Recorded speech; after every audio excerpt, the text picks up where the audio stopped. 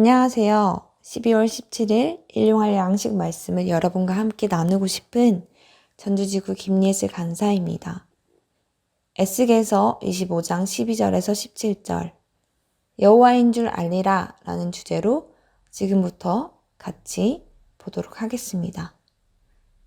에스겔서의 전체 구조상 25장은 이방 나라들을 향한 하나님의 공의로우신 심판이 예언된 장입니다. 그래서 앞선 1절에서 11절까지의 말씀은 암몬과 모압 자손에 대한 심판이 예언되었다면 12절에서 17절까지의 말씀은 에돔과 블레셋을 향한 심판이 예언되었습니다. 우리가 본문을 제대로 이해하기 위해서는 이스라엘과 에돔과 블레셋과의 관계를 파악하는 것이 필요합니다. 이스라엘과 에돔은 형제의 나라였습니다. 하지만 그들의 관계는 그다지 좋지 않았습니다. 이전에 에서와 야곱의 관계부터 시작된 에돔과의 갈등은 시간이 흐를수록 깊어져만 갔습니다. 그래서 에돔은 바벨론의 이스라엘 정복 당시 극악무도한 만행을 보여줍니다. 예루살렘이 바벨론에 의해 멸망당할 때 복수의 목적으로 이스라엘의 멸망을 도왔습니다. 이스라엘 사람들을 조롱하고 그들의 재물을 약탈하며 어려움에 처한 이스라엘을 오히려 대적들에게 붙인 나라였습니다. 바벨론이 예루살렘을 함락시킨 뒤 성전을 약탈할 때 더불어 약탈물을 취하는 죄를 범하기도 합니다. 또한 블레셋이라는 나라는 그다지 이스라엘과 혈연 관계, 어떠한 관계가 있었던 것도 아니었습니다.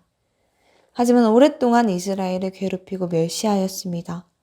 오랜 세월 동안 이스라엘 백성들에게 큰 위협을 가하고 고통을 준 누적된 역사가 있었습니다. 하나님의 주권을 인정하지 않았던 에돔 족속과 블레셋 족속들은 결국에 하나님의 손에 멸하게 됩니다. 하나님의 심판은 봐주는 것 없이 가차없이 냉정하게만 느껴집니다.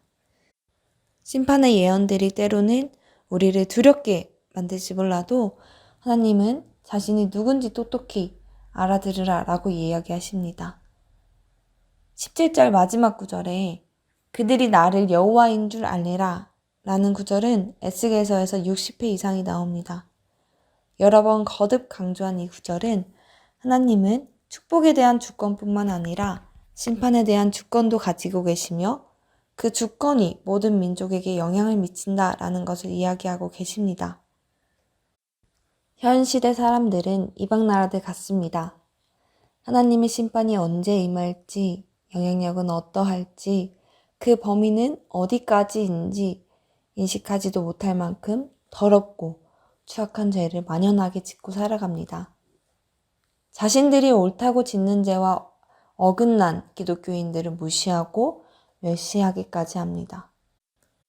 하나님을 제대로 알지도 못한 채 그 이름의 가치를 한없이 떨어뜨리려 아등바등 애쓰는 그들의 모습은 안타까워 보이기만 합니다.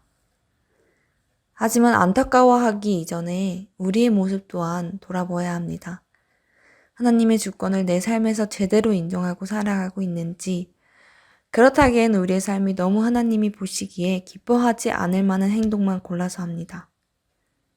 다시 하나님 앞으로, 여호와 앞으로 돌아가서 무너져버린 내 삶의 중심을 세우고 주권자는 내가 아닌 하나님임을 인정해야 합니다. 그리고 나서 우리는 내 주변의 이방 나라들에게 외쳐야 합니다. 여호와 앞으로 돌아오라고 말입니다. 그들의 삶의 모든 영역에 주권자이신 하나님의 영향이 미치도록 도와주어야 합니다. 여러분은 현재 어디에 속해 있나요? 이방 나라에 속해 하나님의 심판을 인식하지 못한 채 살아가고 있나요? 아니면 거기서 벗어나 그의 주권자 되심을 인정하고 살아가고 있나요? 여러분의 오늘의 삶 속에 삶의 주관자이신 하나님의 일하심을 느껴보세요. 하나님의 위대하심과 그의 권능을 체험하는 오늘 하루가 되시길 간절히 바라겠습니다.